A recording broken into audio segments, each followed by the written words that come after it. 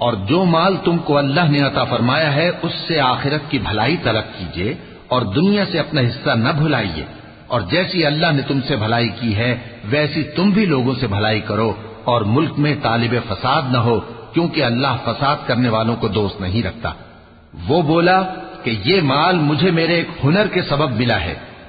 کیا اس کو معلوم نہیں تھا کہ اللہ نے اس سے پہلے بہت سی امتیں جو اس سے قوت میں بڑھ کر اور جمعیت میں بیشتر تھیں ہلاک کر ڈالی تھیں، اور گناہگاروں سے ان کے گناہوں کے بارے میں پوچھا نہیں جائے گا۔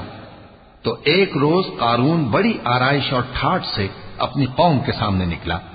جو لوگ دنیا کی زندگی کے طالب تھے کہنے لگے کہ جیسا مال و متاع قارون کو ملا ہے کاش ایسا ہی ہمیں بھی ملے، وہ تو بڑے نصیب والا ہے۔